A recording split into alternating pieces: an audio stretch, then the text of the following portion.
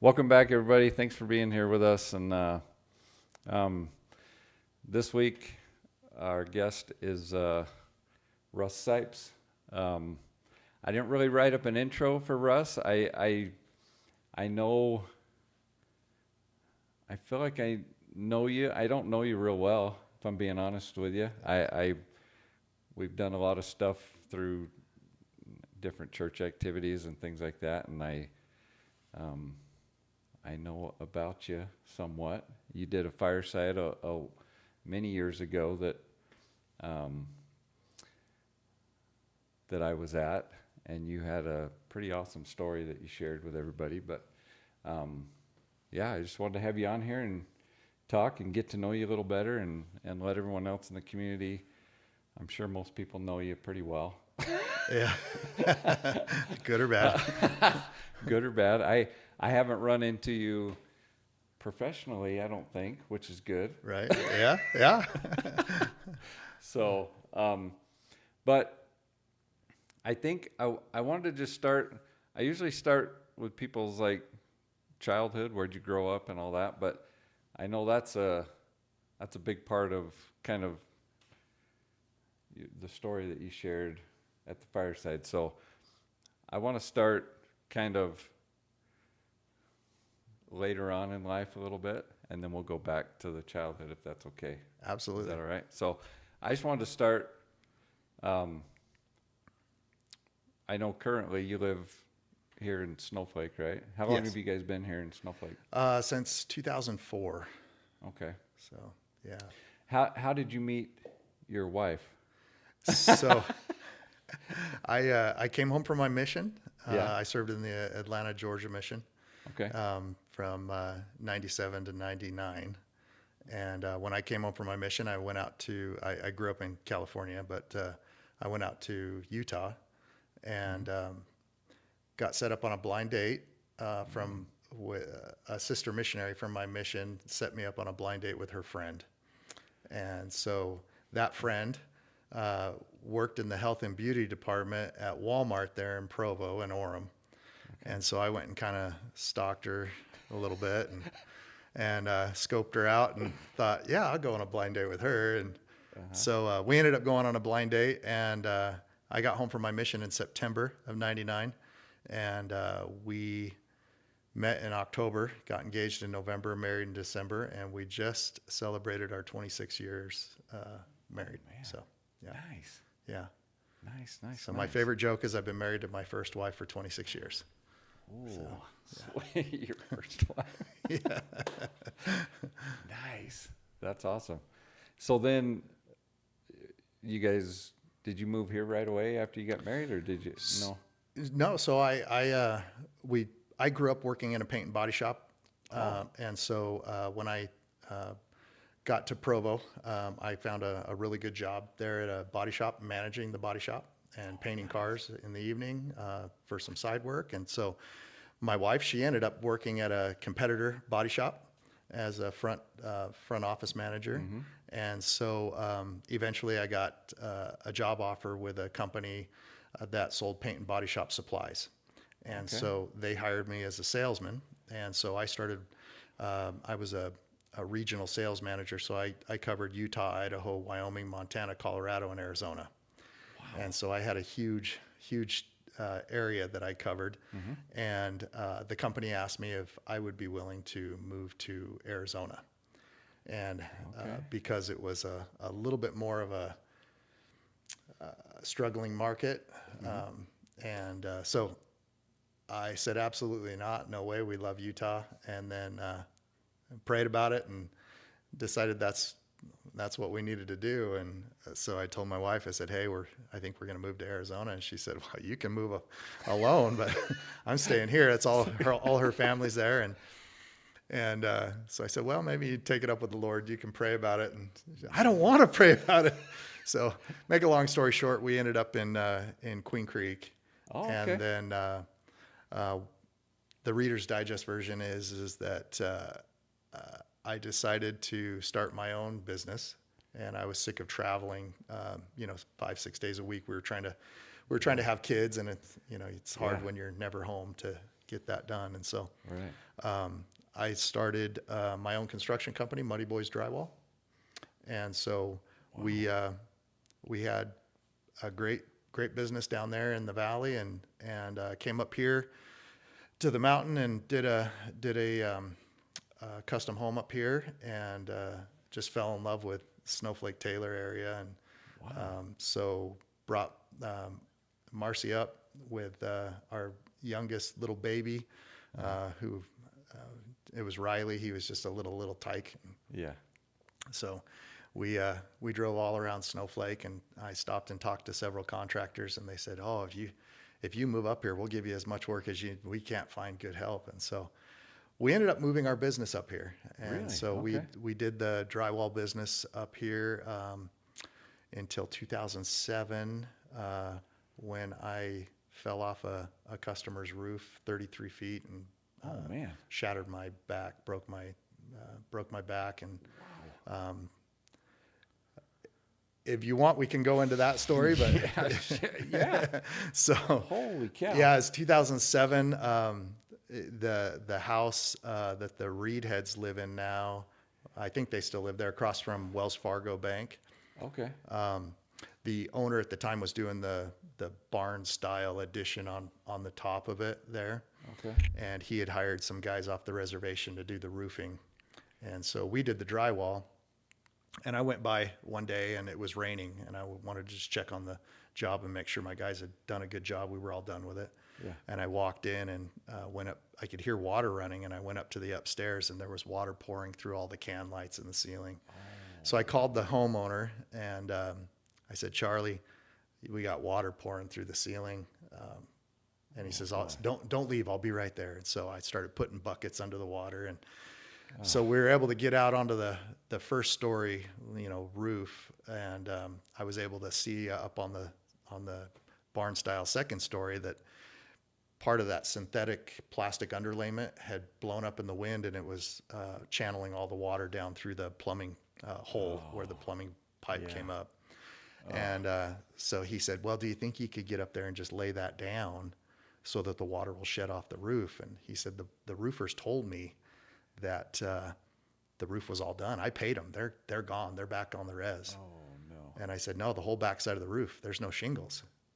And so I got up there, and on the plywood, I felt like I had pretty good footing, and I went to stretch that underlayment back down, and they had just tacked it with staples. And so as soon as I went to stretch it down, it came off the roof into my hands, and I fell onto my back and went down that roof at 50 miles an hour with like a slip and slide, and fell 33 feet from the eaves to the ground below. And I just remember thinking, well, it's been a nice life. I was going down head first, and somehow I got turned around and kind of landed in the cradle position.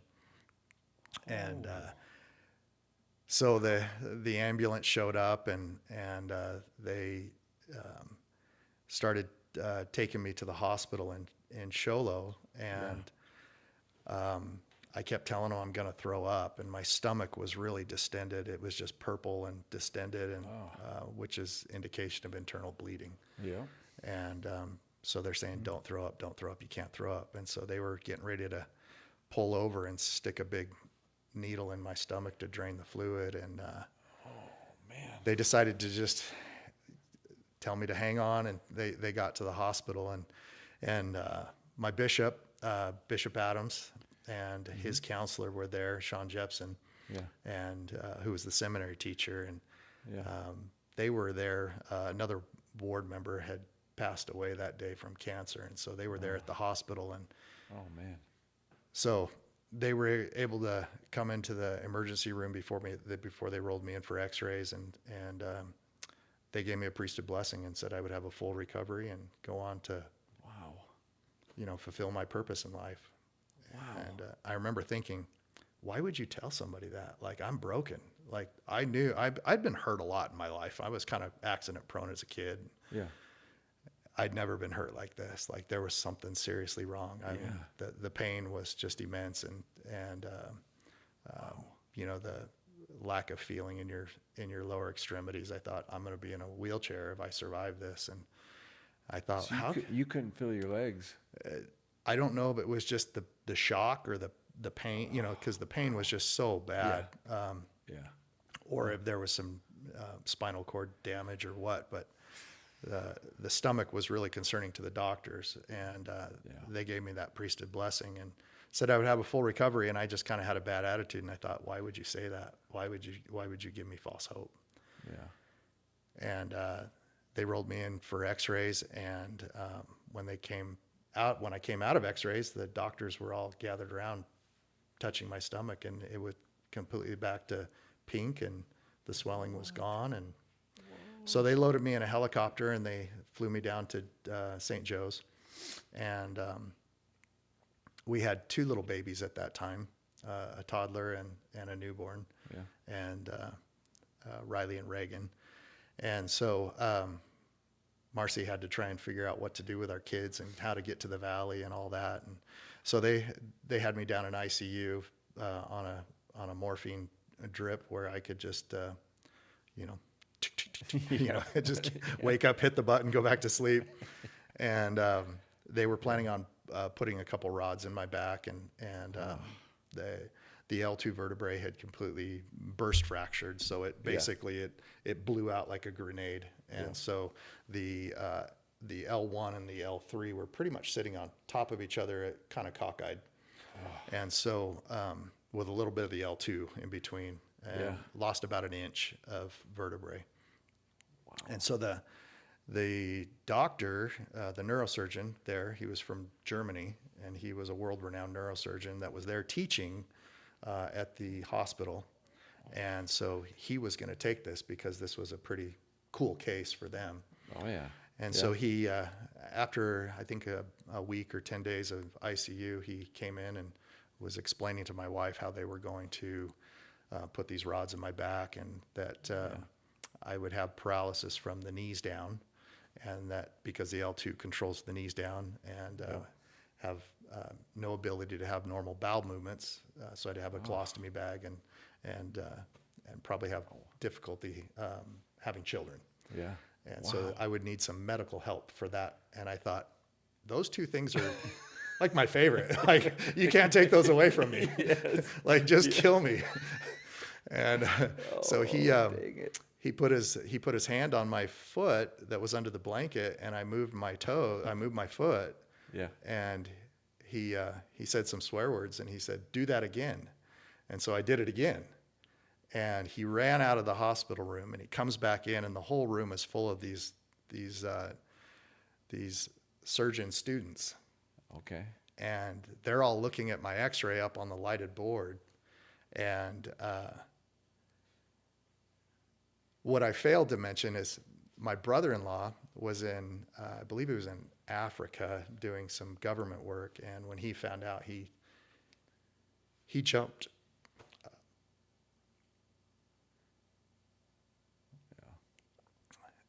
He got off.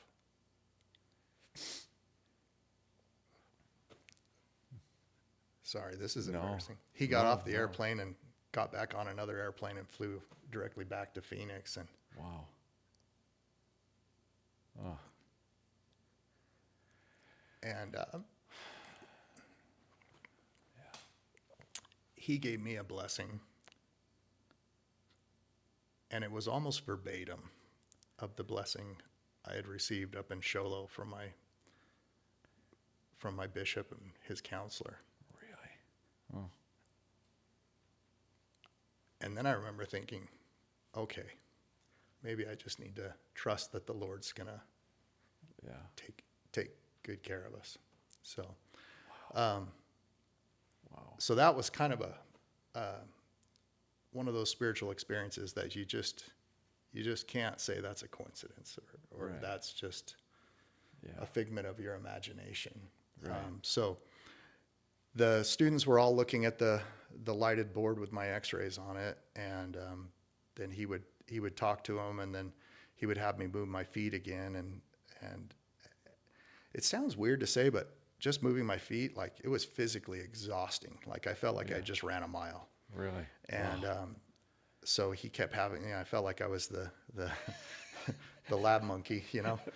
And so they would poke my foot with stimulus and see reaction. And so Yeah. after some time, he told my wife, he said, no surgery, no surgery. He said, if we do surgery, there's 100% chance he'll be paralyzed. We thought he was paralyzed. So we don't quite know what to do.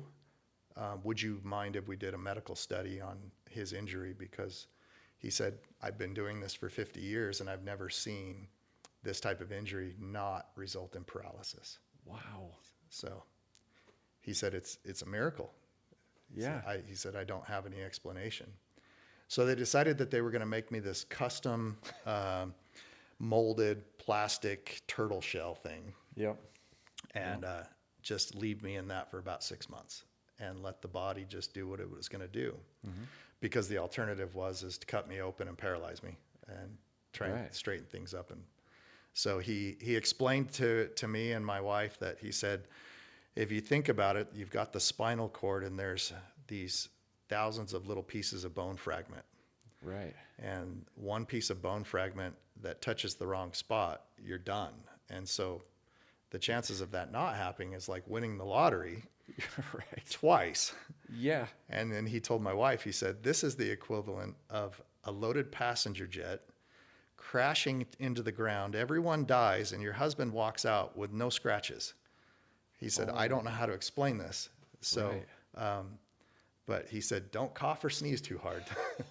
And so for 6 months, I was pretty much bedridden on this turtle shell and let the body naturally fuse the L1 and the L3 together again with the little bit of the L2 that was left. Right. And he explained that the little pieces of bone fragment that were still in around the spinal cord would eventually just dissolve. Okay. The body would reabsorb them. Yeah. So that was a amazing blessing. And somehow in that, we conceived our third daughter, which I don't even know if I was present for it, but she looks just like me. So I don't know. It's mine. I guarantee it's mine.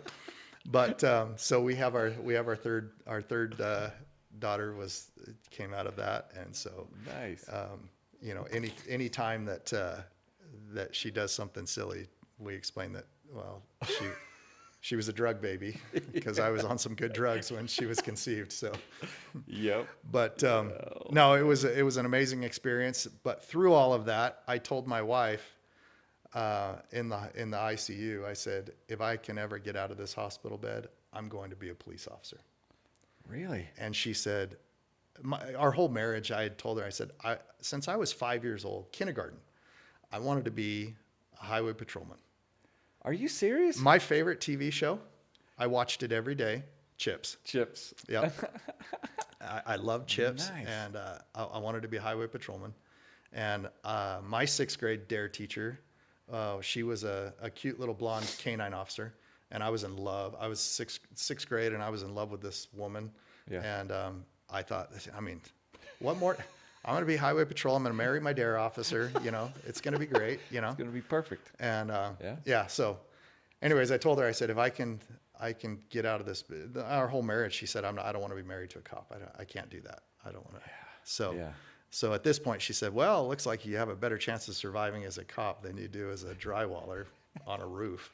Yeah. So we kept the business going for a little bit, but as you know, in 2007, 8, 9, the economy just literally tanked. Yeah. And so 2 years after my accident, I went to the police academy I got hired with the Arizona Department of Public Safety, the Arizona Highway Patrol. Yeah. And then they went into a hiring freeze. So I got hired and fired in about a 6-month time from them. What? And then Snowflake Taylor Police Department said, hey, we're hiring. Do you want to Nice. test with us? And so I tested with them and came out on top. And so they sent me to the academy. Nice. And so I went through in 2009 to the Arizona Law Enforcement Academy down in Phoenix. Okay. And it was awesome. It was awesome. So I got out of the academy and I went to work for the Snowflake Taylor Police Department and quickly just fell in love with the profession. Yeah. And I loved the community aspect of law enforcement. I loved chasing bad guys and putting bad guys in jail. Yeah. And I loved the experience I had as a kid with police. The cops were always at my house, not for good reasons. Yeah. But Right, I always knew that if the cops showed up, everything was going to be safe. Yeah. And so they were kind of like my Superman, you know? Yeah. And so, and then at school, every interaction I had with the cops, it was wonderful. It was great. And I thought, I want to carry that on. I don't want that to be lost in law enforcement. And as you know, at the time, back in the early 2010s, 11, 12, 13, I mean, the media was just relentless on cops. Yeah. And, you know, we had, you know, people flipping us off in Snowflake Taylor, you know, Yeah. like we were responsible for something that happened halfway across the country. And Right. so we had an opening for a DARE instructor at the department. And Jerry Van Winkle, the chief at the time, he asked me if I was interested. Yeah. And I was like, both hands up. Heck Yes, yeah. sign me up. So Yeah. I went and spent 3 weeks up in Colorado at DARE school. And it is a college atmosphere. It's not Really? something that you just go through a day class and they're like, you're a DARE officer. Yeah. So it's a 3-week class taught by college professors. Wow. And, you know, they go through the different teaching styles and learning styles, and they go through the psychology of education and how to teach, how to talk to people, and Wow. and how to relate, you know, how to personalize the message to these kids, and Yeah. deal with the different personality types. And so it was wonderful. I fell in love with it. So I came back and I started teaching DARE, and I taught DARE for 4 years, and I was a school resource officer. Yeah. And then would go out on the weekends and do the DUI details and that kind of stuff. And Nice. during that time, I went to physical fitness instructor school and became the department's physical fitness instructor. Nice. And so fell in love with that part of it too. So it was just a great job. Yeah. If they could have paid a living wage, I would still be there. Yeah. Yeah. But at year 5, DPS had started hiring again. The hiring freeze was off, and Nice. it was about twice the salary. Yeah. Yeah.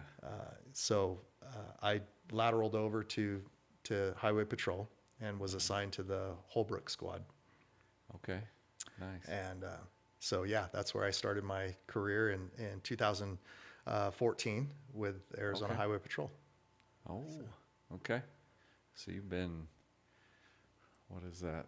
Let me do the math. That's 12 years you've been with them then? Okay. Yeah, Or 12 years 12 with DPS, with DPS. and about 17 total as a police officer. Okay. So Nice. So what stopped you in the beginning from like going right after being a police officer? Like what? yeah, that's a great question. When I came home from my mission, first thing I did is I went and tested with Utah Highway Patrol. Okay. And I passed all my tests, the physical, the written, the everything, the polygraph and everything. And Yeah. and I got a letter in the mail from them saying that they weren't hiring. And I'm like, well, why are you testing if you're not hiring? Right. And so I finally ended up talking to a police sergeant or a highway patrol sergeant there at a gas station. And he said, well, I'll be honest with you. If you're not related to somebody within the agency, we're probably not going to call you. Oh. And I was like, oh. So then when we moved to Arizona, I was excited to start testing with Arizona Highway Patrol, and that's when my wife said, Oh. no, Yeah. it's not going to happen. So, Yeah. so it just took me falling off a roof, and she was like, all right, let's get some life insurance and we'll do this. So, Nice. Oh man. Well, awesome. So how many kids do you guys have so total? we have now? You got 3. My youngest, 3? Reese, she is a senior in high school. So Okay. she'll graduate this year. She'll be 18 this spring. Okay. And then my daughter Reagan, who just returned home from a mission, she served in the Colorado Fort Collins mission. Nice. And so she is doing, she went to cosmetology through high school. Okay. And so she did hair at New U before her mission. And now she's over at AOK Cosmetics, their new salon, doing hair there at, it's where the original Mountain Mobile Fit, multi-fit gym was. Yeah. So, yeah. So she's doing that. And then Riley, my oldest, he served a service mission. Okay. And in the Snowflake area, he was part of the Flagstaff mission. Oh, nice. And then the last portion of his mission president was amazing. Sent him to Williams, Arizona, long ways away. Nice. And he finished up as a proselyting missionary over there. But he was able to help teach seminary while he was here, work in the bishop's storehouse, work in the temple, and sweet. And just do a whole lot of spiritual stuff. That, Oh, yeah. so it was That's super cool. So yeah, he's looking for a wife. If anybody has a daughter that's, yeah. Nice. So yeah. Awesome. Awesome. Yeah. So those are my 3 kids. Well, that's cool. Very cool. So, yeah. So you guys both came over from Provo, huh? That's where you were, right? Yeah. Yeah. I grew up in California. She grew up in Nephi, Utah. In Nephi. You met in Provo. And then Yeah. So went to Queen Creek and then over to here. yeah. Wow. I had no idea you were a body paint guy. Yeah. Yeah. So That's cool as heck. Yeah, Do you still do any of that? no. No? Yeah, I If did you a lot had of it to? after my mission. But the technology in the paint and body shop world, it is so far past what it was 25, 30 years ago. Yeah. It's Yeah. just amazing. It's Yeah. amazing. So Nice. yeah. I'm in with the priests in my ward, and that's something they were talking about wanting to learn about. I don't do. Yeah. I do mechanic kind of stuff, but Right. I'm not a paint. I think I lack the patience. My son behind the camera is laughing at me because he knows when I paint, I put a lot of paint on real quick. Yeah. And Yeah. it's That not doesn't good. work. It's not good. No. Anyways, well, that's awesome that you paint and body and then into drywall. Yeah. And drywall was really just a home version of paint and body work. Yeah. I mean, it's the paint and body work of your home. Yep. It's all studs Yep. and plumbing and wiring until you start putting drywall up. And, Yeah. and that's what I loved about it was, you get could to really see see it the start. house come alive. Yeah. So That's another thing I'm no good at. Yeah. I can hang drywall. Taping and texturing. yeah. Nope. Yeah. Not me. Find somebody else. I always say there's 2 things you need to hire out: insulation and drywall. Don't even try it. It's not worth it. Yeah. Yep. So, Oh man. Well, that's awesome. Okay, so I guess DPS. I don't know that I know completely, like what exactly DPS. It seems like you guys are all kind of, I guess from what you're saying, you do have a squad of guys, but I feel like for the most part you're kind of on your own. Is that not? Yeah. Is So that not correct? and we've kind of gone through a little bit of a re-imaging in the last 10 years. A lot of people ask us at the gas station, what's the difference between a highway patrolman and a state trooper? And it's the same thing. Yeah. So most states, their state police are called state troopers. Okay. And then you had California and Arizona that we were patrolmen, we were officers, but now under our last governor, we switched over to pretty much be like the rest of the country except for California. Okay. And so now we're called state troopers. Oh, you are? Okay. Yeah. So you'll see on our cars, it'll say Arizona State Trooper. So, Oh. and our badges now say state trooper. So they don't say highway patrol anymore. No. So, Okay. Highway Patrol Division is part of the agency. The Arizona Department of Public Safety it's like a big umbrella. Right. So you have criminal investigations under that. You have commercial motor vehicle enforcement. You have Okay. gang, the gang task force. You Yep. have narcotics and all that stuff. It's all underneath the Department of Public Safety. Okay. And highway patrol is just part of that nexus.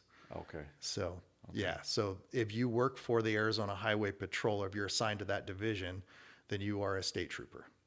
Okay. So yeah. Okay. So yeah, and we have squads. I started out at the Holbrook squad, Okay. and then transferred to Sholo. I was there for about 4 years, 4.5 years, Okay. and that's where I tested for sergeant and was promoted to sergeant. And I was assigned to the Kayenta squad, which is way up by Monument Valley, in the middle of nowhere. And so I would live up there during the week, and Yep. then come down back home on the weekends on my So, days off. So. okay. And So now I'm in Sanders, which is a little closer to home. Okay. Sanders out on I-40 up Okay. towards New Mexico. Yeah. So was Clay in Kayenta after you? Before me. Before so I you. took his spot. Okay. So Okay. yeah. I know he So was I promoted from Sholo and went to Kayenta. He went from Kayenta to Sholo. To So Sholo, we just yeah. traded places. Yeah. nice. So, Okay. Yeah. Yep. So now you're over in Sanders. So you drive out to Sanders every day you're on shift? I have a or- state house out there, and so I'm Okay. out there during my work week, and then I come Okay. home on my weekends. Yeah. Okay. Yeah. So, And you're kind of patrolling I-40 mainly, or? yeah, I-40 and 191 that Okay. goes down towards St. John's, and then 191 that goes up towards 264 towards Ganado, Burnside, Okay. up on the reservation. So Okay. yeah. And how do you guys interact with like other agencies? Like, I don't know how to ask this. I mean, are you guys like? I feel like don't you guys provide like training and stuff to other like local agencies and Yeah, stuff? Or yeah. Perfect okay. example of that is the little bit of drama that's been going on over in Round Valley. Oh yeah. With their police department, they requested that DPS give them a chief of police till things got smoothed out. And so my captain at the time, great guy, Jeff Sharp, Yeah. he was taken from us. Okay. And they sent him to Round Valley to be the police chief until they could go through a hiring process and get all the internal investigations and people Okay. fired and Yep.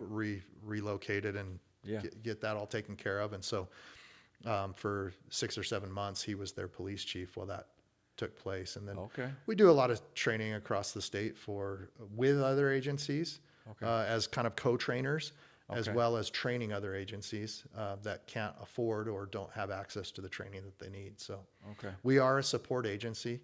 That is statutorily what we are. Okay.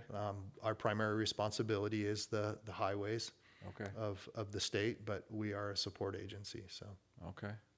Nice. yeah. So you can kind of get pulled in all different directions Yeah, if you're yeah. needed.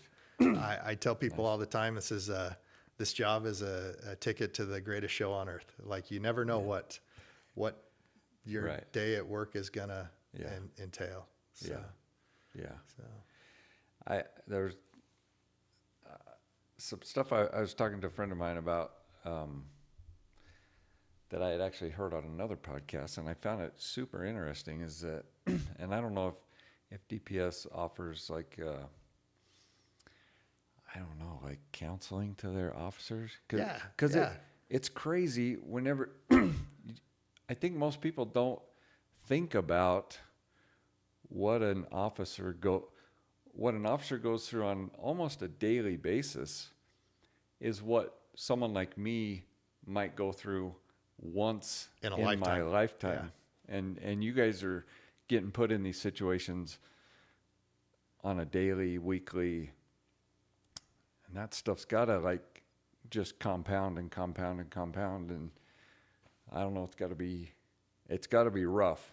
Yeah. And so I don't know, is there something that the DPS offers to, like, I don't know, help officers with Yeah. There handling is. that There stuff? is. Okay. It hasn't always been that way. right? I could tell you stories, but right now I'm just coming off of 5 weeks of administrative leave following a critical incident, a shooting up on I-40. Okay. And so Yeah. I've been going to counseling, paid for by the department, to make sure that everything is good in here and in here. Right. And right. and I'm one of those people where I'm like, I don't want to talk about my feelings. You put me in a room with some lady and she's like, let's unload your buckets. And I'm like, my buckets are my buckets. Leave me alone. But I owe it to my family, you know? Right. I need to be okay for them, Right. you know? And I don't want to be the guy that retires and then all of a sudden everything just starts coming apart. Right. And Yeah. unfortunately, you do tend to just put things in buckets. And then when those buckets are full, you put a lid on it and you start a new bucket. Yeah. And then we see it all the time when the suicide rate surpasses the line of duty deaths every year. Wow. So we generally have a little over, between 100 and 200 line of duty deaths every year in the United States. And they've just, in the last 10 years, started tracking the suicides. And some years we're in the 300s and 400s of suicides. So but that doesn't even include the accidental overdoses and the families that are torn apart because dad just can't figure it out anymore. Right. And so, Right. the careers that are lost in the marriage, the divorce rate is up over 90%. Yeah. So it is one of those jobs where I always tell the young guys, most of my career, I've been a field trainer. I field trained 25 troops. Oh, wow. In my career, which Nice. I don't know anybody that's field trained more. So I wear that as a badge of honor, but That's awesome. Yeah. it's like teaching dare to a high school kid kind of, but they have a gun and a badge, which is a little scary sometimes, and they're driving. And I have to teach them the rules of the road that they're enforcing. Yeah. I always have that conversation with them day one of field training. And I tell them, if you believe in God, I need you to go home and ask him if this is what you're supposed to be doing. Yeah. Because if it's not, I will help you find a different job. I will help you find a different profession. I'll help you in any way I can. Because ultimately you have to be comfortable with the fact that you may be called tomorrow to lay down your life. Right. Or you may be called to take another life. And both of those are not equal. We have people that say, well, I'll gladly give up my life to do this, but may have a hard time taking another life. Or you have somebody that's willing to take another life, but doesn't want to, they're scared to death, that they'll be hurt. Right. And so for me, it's always been, it has to be a calling. It has to be one of those where if it's going to end tomorrow, you're good with that. The Lord's good with that. You're good with that. Yeah. It is what it is. Right. And that gives you confidence. That gives you confidence in your ability to do your job and to do it with some inspiration and some guidance from above. So. Yeah, that's a good perspective. Right. Yeah. But yeah, I had a previous critical incident 10 years ago, just to kind of highlight how far the department has come in 10 years. In 2015, I can tell you this story because it's not under investigation, but I checked on that morning and went to the 103, or our office, we call it the 103. Okay. And I was working on a DUI report from the night before, and it was about 10 o'clock in the morning, August 4th, 2015. And we got a report of a wrong way driver on I-40. Oh. And it was coming from Winslow, and it was coming eastbound in the westbound lanes. Oh. And that morning, I just had this weird premonition. And I'll tell you, like, for me, and every officer is different. For me, I generally will get in my patrol car while it's warming up. I turn the computer on to get it going and everything. And that's when I just have my morning prayer. Yeah. And it's quiet and I don't have any distractions. And that morning, I just had this premonition that today might be the day. Like, Really? just be really careful and pray for safety. Wow. And it wasn't a scary feeling. It was just kind of a calming reassurance that, Yeah. you know, you just heads up, you know? Yeah.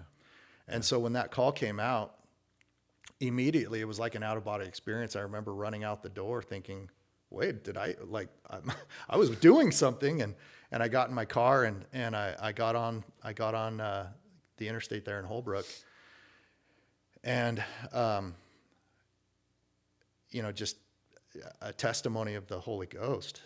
Yeah. I started doing a big traffic break, and that's where you basically take your patrol car and you go from lane to lane or shoulder to shoulder, really slow with all your lights and sirens on, so everybody behind you starts slowing down and backing up. Okay. And we use a traffic brake if there's an accident ahead and there's, we're trying to pull cars out of the road or something. Yeah. Or if there's a ladder in the middle of the interstate, one guy will do a traffic brake and the other guy will go get the ladder out. And Okay. Yeah. people always try and pass us, and I'm like, Are you serious? oh yeah, With your lights and Oh, everything? yeah, Oh yeah. my goodness. So I started doing a big traffic break, and I remember before I started my traffic break, I passed a 16 passenger van, like a rental van. Yeah. And the windows were all painted up with "We're going to Disneyland," and it looked like a grandma and maybe her adult daughter and a bunch of grandkids, and there was like maybe an adult mom in the back with them. It looked like there was 12 grandkids in that van, and they were all Wow. bouncing around, and Yeah. I remember looking at them as I passed them, and I just had this weird feeling like, this isn't good. We got a wrong way driver coming. And usually they're impaired for whatever reason. And so I started doing that big traffic break, and everybody just did what they were supposed. No one was trying to pass me. No one was honking at me, and everybody just backed down, and I got them down to about 35, 40 miles an hour. And all of a sudden I could see the vehicle coming towards me in the fast lane. And so I kind of straightened out and was just going head on with him, hoping he would chicken out and go into the median. And I realized, nope. And I had my radar on, so I knew he was doing 75 miles an hour. Oh my goodness. And I thought, well, this is it. I guess we're done. Oh. But I'm not going to let the van of the little kids get hit when, Right. I just Oh my felt bad. goodness. My wife had to, she'll have to figure it out on her own. And so, Ah. as we were coming together, I realized he wasn't going to chicken out, and there was some trucks in the right lane that were starting to creep up on me. So I went back to doing the traffic brake again, and I thought, you know what, if I could time this, which is really hard at 75 miles an hour, but if I could time this and T-bone him, maybe I'll have a better chance of survival. So I did. I swung out wide, and I came in and I T-boned him and spun him out into the median, and then it disabled my car, and I was hanging into the median. And then the backup officer from Winslow, he was on the opposite side of the interstate. And so I get out of my car, and I've got the driver at gunpoint. He's still in his vehicle. Yeah. And my car's like this, and his car's like this. And he starts driving towards me. So now traffic's whizzing by us. And so I'm kind of scooting down my car, and I'm yelling at him to stop the car. And I'm yelling at my partner, Crossfire, because I've got my front sight on the wrong way driver, and I'm ready to take the shot. But literally right next to his head is my partner running towards me. Oh, And so, I mean, part of the firearm safety rules is you need to know your target and what's beyond, Yep. because you miss that target. Last thing I want to do is hurt one of my own guys. Right. And so I'm yelling at him, crossfire. So he's moving this way, and I'm going down so the crossfire's not changing. Oh no. And so finally I was able to get some rounds into the engine compartment and one of the tires, and the vehicle came to a stop. Oh. And it stopped about 3 feet from crushing me between my patrol car and his car. Wow. And come to find out, it was a elderly gentleman who had a bunch of aneurysms. The doctor said he had like 23 aneurysms that they were able to detect, and he he just had no clue what he was doing. And Oh my so goodness. thankfully he didn't die. And we found out later that his sons were both Colorado State Troopers. Oh my goodness. So it was quite the ordeal. But after Wow. that incident, for whatever reason, it was pretty traumatic for me. And Yeah. at the time, there was no counseling offered. There was no Yeah. real emotional support on it. It was, you're on administrative leave, give us your gun, your badge, and go home, and we'll call you when you can come back to work. And they read you your Miranda rights. You have the right to remain silent, because you discharged your firearm. Oh, okay. And so that's possibly aggravated assault or attempted homicide. So it has to be investigated as a crime, Right. because it is the law that's how it's. We Yeah. don't just say, oh, well, he was a cop, don't worry about it. Right. Here's Right. 3 more bullets. So Yeah. once it was fully investigated and everything was good, I basically just got a phone call that said, call this guy, get a new gun, and go back to work. And my first day back to work, I had to shoot a cow that was running loose out on the interstate. And I'll tell you what, like, it was Yeah. psychologically not knowing, am I going to get fired? Am I, no one to kind of help you go through that. Right. I was terrified of this last critical incident because I didn't know what was coming. Yeah. But I can tell you that where we were 10 years ago to where we are today, fantastic. I actually, That's awesome. they sent me to a doctor, get a full medical evaluation, make sure if I needed help sleeping or with anxiety or Nice. depression or anything like that, that I had the resources there. Yeah. Full cardiogram, blood draw to make sure my hormone levels were good. Awesome. As many counseling sessions as I want, as I need. Yeah. No rush to come back to work. You just let us know when you're ready. That's awesome. So fantastic. I cannot Wow. tell you how impressed I was with the way that the state handles a critical incident for our officers today. And I think we've learned Yeah. a lot of lessons in the last 10 years Yeah. as a profession nationwide. Right.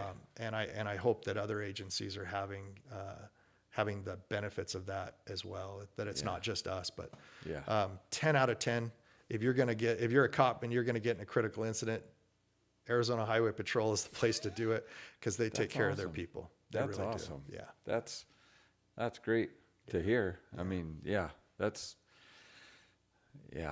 I think that's been part of the whole, like the perceived bad reputation Yeah. that some officers have is, they're not getting the help that they need or getting the support that they need, and anyone that goes through that day in and day out is going to have a bad day. Yeah. And as before our conversation tonight, we were talking about how you seem to always get tickets and your wife doesn't. Oh yeah. Yeah. But I always tell people when because inevitably at church, somebody will come up to you and say, do you know Officer so-and-so? He wrote me a ticket and I didn't like the way he did it. And you go, okay. But I will tell you is a lot of times I tell them, hey, look, you got to kid him a little bit of slack, because you have no idea what he's been dealing with. Right. Whether it's pulling a dead baby out of a car seat that was involved Yeah. in a collision, whether it was a child abuse case, whether it was a DUI fatality where an innocent Right. teenager was killed by a drunk driver. Yep. You don't know what's in his bucket. Right. So the day before, when he had a fatal collision and a family of 5, 3 of them died. Right. And now today he's out running traffic and you get stopped and you're like, well, he wasn't very nice to me. So I always tell people, you got to give him a little bit of slack, but be polite. Just be polite. You know, Right. it's really hard. I love how Abraham Lincoln explained. He said, somebody asked him if he didn't like his opponent, his political opponent. And he explained to the reporter, he said, if I don't like a fellow, it's because I haven't spent enough time with him. And Yeah. he explained that once you get to know somebody, there's going to be very few people in this world that you don't really like. Yeah. You're going to like almost everybody. Right. Statistically, you'll like everybody. Yeah. You might have different political views or religious views, but Yeah. the most part, once you get down to the heart, Yeah. you realize we're all human here. Right. Yeah. Yeah. That's awesome. Yeah. Well, I'm glad to hear that with with DPS. And yeah, hopefully more agencies are offering more support like that for their officers. So that's awesome. Um, if a young man is interested or a young woman is interested in DPS, what's the first step, or what would be your advice? I mean, other than make sure that's what you want to do. First of all, that's probably the first thing, right? Yeah. Make sure that this is something you really feel like you need to do. But if they do, where do they? Well, I have two start? speeches. I have Okay. two speeches for that. Okay. If the young man is a member of or the young woman is a member of the Church of Jesus Christ of Latter-day Saints, Yeah. I tell them inevitably, do not become a police officer until you've served a mission. Okay. Go on a mission. When you go on a mission, you will come home and enter that police academy with a moral compass and a spiritual compass that will put you ahead of everyone else. Okay. So the chances of you surviving that academy in one piece and not quitting, it's way higher. Yeah. If you will do that, you'll know how to talk to people. The guy that starts cussing you out, you've done that for 2 years. Yeah. People have cussed you out and slammed the door in your face for 2 years. Right. It's not a big deal. You're not going to overreact to it.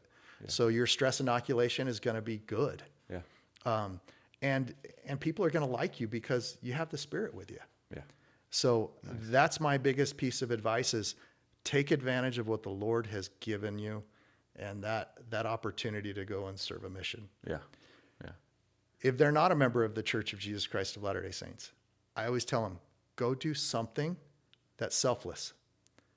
Volunteer at a food bank, volunteer at a bishop's storehouse. You don't have to be a member of the church to volunteer. Yeah.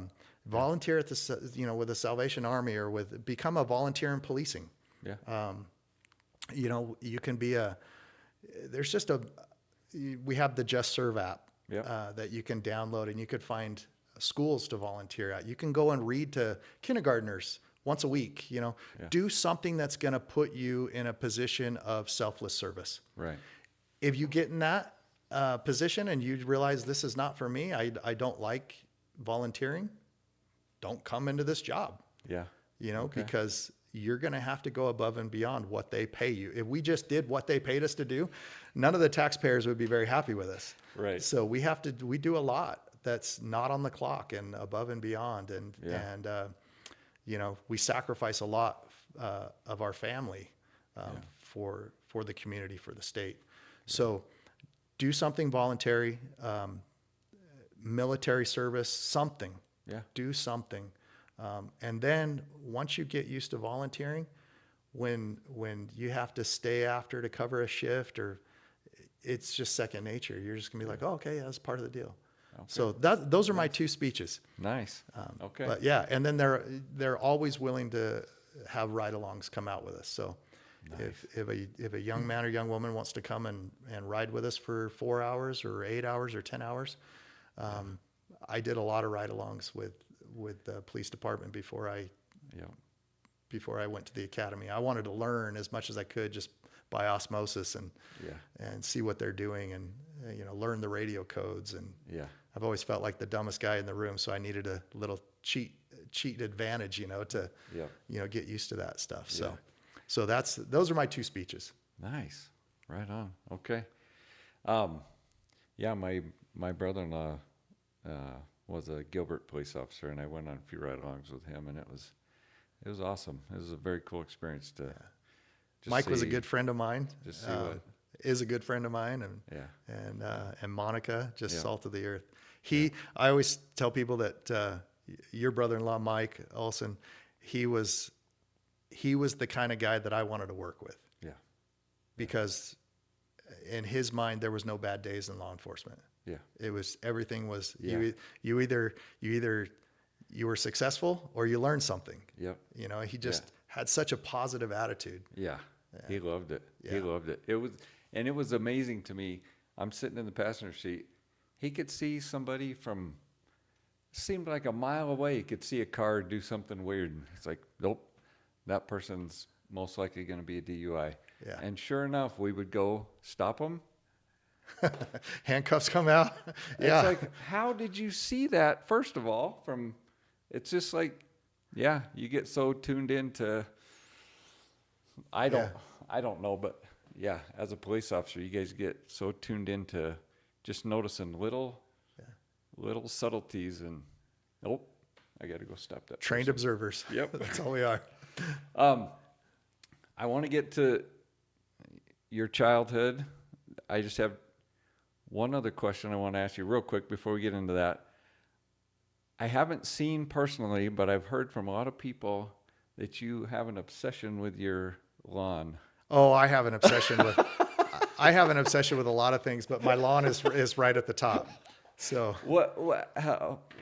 how did that all get started? You know, oh, I hope my wife never watches this. What? But, I think had she known that I was such an obsessive compulsive person, Yeah. she probably would have never married me, but she's stuck with me now. So I've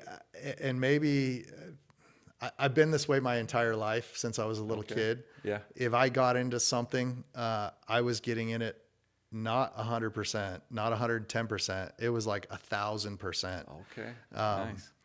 So whether it was playing football or Yeah. whether it was surfing or working at the body shop, or I just wanted to be the best at whatever I was doing. Okay. And if I was number 2, I was really upset. Yeah. And so, when I decided that I was going to plant a lawn, Yep. it took me about probably, a couple hundred hours on YouTube doing research on what type of grass seed, and you go to the rabbit hole. Yep. And once I'm in the zone on the rabbit hole, like the house could be on fire and I'll be like, I got to finish this video real quick. I'm learning about Kentucky bluegrass and blah, blah, blah, and rhizomes and NPK and so, Okay. so I'm a little obsessive compulsive with the lawn care stuff. And so, That's awesome. I'm like a walking encyclopedia of useless information. So if you have any questions at all about grass, I hope you have 2 hours, because it will get. Well, it's obviously not useless information because your lawn is like immaculate. Well, I mean, so it's got to be useful. Yeah, it's just brute strength, I guess. I don't know. Nice. But yeah, no, I absolutely love it. I love to learn. I Yeah. love to learn. I teach mission prep right now, and that is the best calling in the church. Oh yeah. But if I can make something that's difficult sound really easy, Yeah. it gives you confidence as the yeah. student, Yeah. And so if I were to come over and talk to you about your lawn, or talk to one of your kids about serving a mission, Yeah. and they walk away from the conversation and go, I can do this, Yeah. then to me, that's being a teacher. Oh yeah. I mean, that's teaching in the Savior's way, Yep. For sure. whether Yeah. you were the tax collector or a doctor, like, you can do this, Oh, yeah. So, Yeah. so that's part of my love of learning, is I love to teach. And so, whether it's grass or serving a mission or 3D printing, that's my new obsession. That's awesome. I don't think my 3D printer, sometimes I think when it clicks off, it's like, and then it starts right back up again. It pretty much runs 24 hours a day at our house. Just a lot of useless stuff. But so 3D printing, gym awesome. equipment, working out, that kind of stuff. Just. So you kind of get that obsessive compulsive nature. So, You're all in. Yeah. You're in something, you're all in. There's a lot of addiction in my family, so I figure if I can be addicted to things that aren't going to hurt me or anybody else, then that's a good thing, Yeah. So, Right on. with great power comes great responsibility. Yep. He's addicted to sure. grass. The right kind of grass. The right kind of grass. So, Nice. yeah. All right. So if we go back to your childhood, where you grew up in California. So I grew up in a little town on the central coast of California. So if you look at a map of California and you see San Francisco and then Los Angeles, right in the middle is a little section called the Central Coast. Okay. And it's a very mild climate. Okay. Year-round temperature is probably like 68 degrees. Yeah. It never gets hot, never really gets cold. Yeah. Just you can grow your lawn all year long there. Nice. But I grew up on the beach in a little town called Arroyo Grande, Okay. which means big ditch, Oh, in Spanish. So nice. it was kind of a big basin that was just full. When I was a kid, it was strawberry fields forever. Oh, okay. So most of the strawberries in the country would come out of the central coast Really? of California. Okay. So there was a lot of beef ranches, a lot of produce, broccoli, cauliflower, strawberries, bell peppers, garlic, Yeah. all that stuff, because you could grow crop after crop after crop. There was no off season Right. like Yeah. like there is most parts of the country. Right. You could just cycle your crops and Yeah. just grow. So my dad, he was in the Korean War, and when he got out of the Navy, they put him through an apprenticeship program, and he went to work for a company called Fairbanks Scales, Okay. like you weigh stuff on. Yeah. Yeah. And so he was an aircraft mechanic in the war. Okay. And so when he went to his apprenticeship program in the Navy, it was in Fresno, California. Okay. And that's where he met my mom. And my mom said she wanted to live in the Central Coast. Oh. And so when he got done with his apprenticeship program, he started his own business called Central Coast Scales. Oh. And so he was a scale mechanic and sold scales. And Okay. so Like large scale or all? everything Oh. from a baby scale that they weigh newborn babies on, Right. all the way to great big truck scales that you see Really? at the truck stop. Okay. So, yeah, Oh. sometimes we'd find ourselves on a Saturday out with Dad at some remote cattle ranch out in the middle of the hills, and Yeah.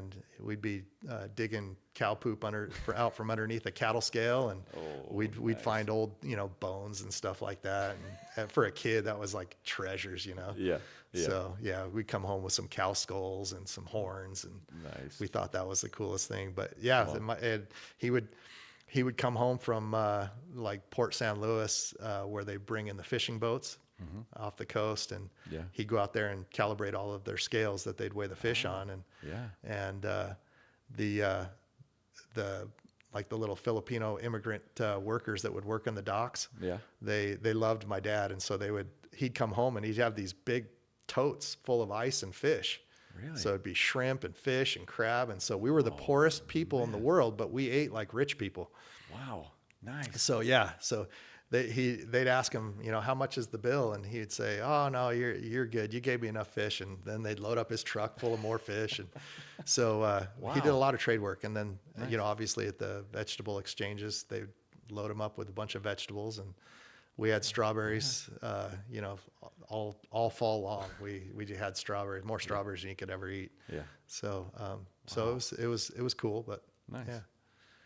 There was 13 kids in my family. Wow. So some were my mom's from her first marriage, and some were my dad's from his first marriage. Okay. But combined, my parents had 9 kids, and Okay. so mom stayed at home. She was a stay-at-home mom until I was in kindergarten, and then she went to work as a school bus driver. Okay. And then my dad, we hardly ever saw him. He was gone before the sun came up, and he'd come home after bedtime. So Yeah. hardly ever saw him, but he just worked his life away. And Darn it. so, Yeah. yeah. So it was Wow. an interesting childhood. There was Yeah. a lot of drug addiction in the family, and I ended up moving out. I was baptized into the Church of Jesus Christ of Latter-day Saints when I was 8 years old. My mom was born into the church. She was adopted into the church. Okay. And so I was baptized when I was 8, but didn't really go to church after that. Right. Our home teacher was the bishop and the mayor of the town. So, so when I was 8, it was like, hey, The mayor's here. It's like that Napoleon, or not the Napoleon Dynamite, the Jack Black movie with Nacho Libre. Oh, Whoopsh. yeah. Cannot So, believe you've not been yeah, baptized. so I got baptized, Nice. and I did believe in science, but Only so yeah. so when I moved out of the house when I was 14 and was living in my car and living with some other people and living at the beach and working at the body shop and going to school, and graduated high school when I was 16 through So did you move out because of the addiction and yeah, stuff that was going on in the house? I had an Okay. older brother that was pretty strung out on this was right when methamphetamine had first Oh, okay. came out, back when they used to call it ice. Yeah. And so, yeah, he was addicted to methamphetamine and then heroin, and then, just kind of went into a downward spiral. And so he and So- I didn't Yeah. see eye to eye, and it Yeah. would get violent. So I decided the best thing for me to do was just to get out of there. So, yeah, I made good money at the paint and body shop. I was like, 14 years old, painting cars and making as Wow. much as an adult, Yeah. And so I would surf in the morning before school, and then I would go to school, and that was kind of my shower. I'd brush my teeth at the water fountain and surf in the morning, and then go to school, and then right after school or after lunch, I would just ditch and go to work, and then I would work until 8 or 9 o'clock at night, Wow. and then do it all over again. And I had a little Volkswagen Bug with a surf rack on top, and so Ooh, I just made a nice. bed in the back of it, took out the back, the back cushions, and got them all situated to where I could just crawl up in my sleeping bag and Oh, yeah. go find a cul-de-sac to sleep in, and Nice. I loved it. It was Yeah. great. I mean, you never got cold. It was California, so. So you were still in the same area though. Oh yeah, yeah, You yeah. just Yeah. not at home. And then when I was 18, I was living with some friends in an apartment, and went out to get the mail one Saturday morning, and there was two missionaries riding their bikes up the hill. They were pushing their bikes up there. They're walking next to their bikes because it was on a steep hill, Yeah. and they introduced themselves and asked me if I'd be interested in learning about their church, and I told them no thanks, I'm a Mormon. And they kind of looked at me like, what? And so they said they were missionaries from the Church of Jesus Christ of Latter-day Saints. And so I wasn't quite sure what that was. So next thing you know, they're sitting in my living room, and they're giving me the first discussion. And they pulled out a blue copy of the Book of Mormon. And I was like, hey, I have one of those Yeah. at my parents' house. Yeah. And so they were like, are you a Mormon? I think they thought I was just being a smart aleck. Yeah. And so they gave me a new copy of the Book of Mormon and asked me to read and pray. And I don't know what it was, but from that first discussion, there was just something that caught a hold of me. Wow. And it was one of those pivotal points. You only have a few of those points in your life where you say, man, I was at a fork in the road, and I could have went one way or the other, and I chose the better road. Yeah. So, after a few weeks of meeting with the missionaries, I went to church.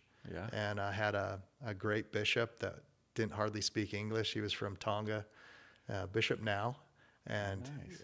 I walked in, and everybody was kind of funneling into the chapel. And he pointed at me and kind of gave me the come here. Yeah. And he grabbed me, great big Tongan. When a great big Tongan grabs you, you just kind of fold up, Yeah. And he pulled me in his office, and Yeah. they ended up having sacrament without us. And he said, do you know why you're here? And I said, yeah, the missionaries invited me. And he started using a lot of vocabulary I wasn't quite familiar with, but he said, no, the high council and the stake. And I'm thinking meat, what is it? What do you, and he said, in his broken English that the stake and the high council and the stake president, that they had been praying over the prospective missionaries, the prospective elders, and that I was on that list. And What? so Wow. I said, oh, that's very nice of you. Thank you. And he said, well, do you know what that means? And I said, no. And he said, you're going on a mission. And This is your first day at yeah, church? yeah. And so, like one of those out-of-body experiences, I'm thinking, this guy is crazy. But my mouth, I said, okay. What? And so Nice. it was about a year to the day that I entered the MTC. So Wow. yeah, I went a couple Sundays later. I went home to my parents' house, and my dad was sitting at the kitchen table with a cup of coffee and a pack of cigarettes in his pocket. Yeah. Mom was sitting there next to him, and they were eating some breakfast. And I said, hey, I'm going on a mission. And they thought it was like some surfing thing I was going to go do, Yeah. And because I liked on my days off to travel up and down the coast and find different surf spots, and so Had you guys gone to church? Like, no, Okay. no. Okay. So, like, hey, I'm going on a mission. yeah. And so they were kind of like, what are you talking about? And I said, well, I've been meeting with the missionaries, and I've been going to church, and the Church of Jesus Christ of Latter-day Saints. It's also known as the Mormon Church, and I could see the tears well up in my mom's eyes, Yeah. Yeah. because she's always known, she always knew that. Yeah. She always told me I was her special kid. Yeah. So, so anyways, I told my dad, I said, I met with the stake president. He's over all the wards. And, so, you guys have to start coming to church, because you need to go take me to the temple. And, my dad kind of looked up from his cup of coffee like, what? And my dad was a convert to the church when he was in his 30s. And, Okay. so he wasn't raised with the gospel. And then they had a couple kids that passed away that I think just kind of pushed them away from the church a little bit. I think just because they didn't want the questions and the answer, how are you guys doing? And, Yeah. Yeah. and so he kind of looked at me like, what are you talking about? And I said, oh, and Dad, by the way, you have an appointment with the stake president on Wednesday. And he said, oh, this is bull. And, he got up and he went up to his bedroom Yeah. and upstairs, and he was mad. And, so my mom followed him up there. She gave him a few minutes, and she followed him up there, and she came back down, and she said, I've never seen your dad say a prayer by himself. Wow. And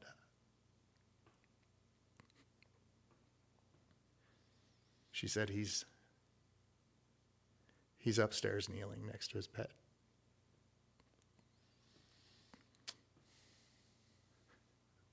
So I was like, well, sweet. Tell him his appointment's at 7:00. And I don't know where the stake center is, but he can figure it out, So Yeah. so I left. And that Wednesday night, I got a phone call from the stake president. He said, in 6 months, your dad is going to take you to the temple. Oh my goodness. So he started coming back to church, and they gave him a calling as the nursery leader. Oh man. And so he would show up to church every Sunday. This is how far the church has come. Can you imagine them doing that today? Like some old guy, hey, go hang out with the babies. Right. He would show up with his grocery sack full of Pepsi and Oreo cookies and Cheetos and Yes. fishy crackers. And so that's what they had for nursery. And I used to sneak in there, they had the glass window, I'd sneak and watch him, and he'd be in there with all of the kids, and they'd all be sitting in a circle, and he'd be pouring Pepsi into their cups, and these kids come out of nursery just wired, Yes.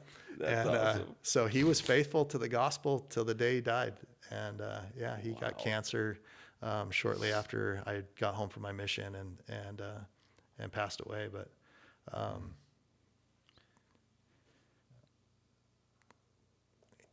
yeah, just amazing guy. That is amazing. So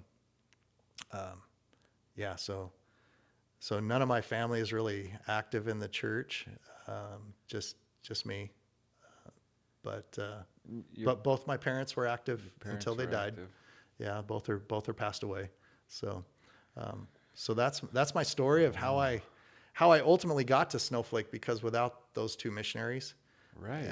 I would have never ended up here in Snowflake. So That's wild. it's amazing. It's amazing how the Lord works in our lives and It really is. just gets us where we need to go. So That's wild. I can't imagine having your first day at church being told, "Hey, you're going on a mission." yeah. Huh? I'm what? And now that obviously we get a lot of leadership training in the church. Right. I had my own business and now as a supervisor at work, Yeah. the leadership aspect of it, I look back in my life and I'm so grateful for the leaders. Yeah. Yeah. And Bishop now was a good leader, Yeah. and sometimes we have to be good leaders and sometimes we have to be good followers. Yeah. And he understood that concept, and he was a fantastic leader.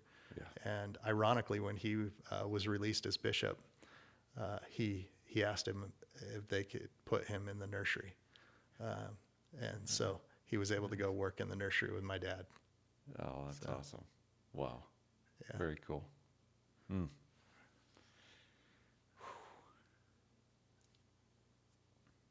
Yeah.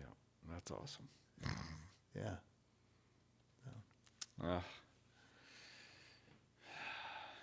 One of my last interviews with Josh Rogers, he said I needed to change this to "Come Cry with Vance." It's terrible, but I appreciate you sharing. But that's the human aspect of life, Right. if we're not, I used to be embarrassed. I still am Yeah. kind of embarrassed to get emotional, but Yeah. sometimes I think, especially my kids, they need to see that side of dad. They need to see that Yep. The human experience means tears of happiness and tears of sorrow and tears of the spirit, Yep. So it's all good. Yeah, it is. So, well, awesome. Well, I appreciate you spending some time with us. We've covered a lot of ground, but I appreciate you sharing your story and letting us get to know you a little better and kind of where you've been, what life experiences you've had. It's amazing. So thank you. Thanks Thank for you. sharing with us. And Thank you. hope, Apologize to your 5 listeners. yeah, that's about all I got. Yeah. But yeah, thank you. Thanks for being here. Thanks for watching, everybody. And we'll see you next time. Thanks. All right.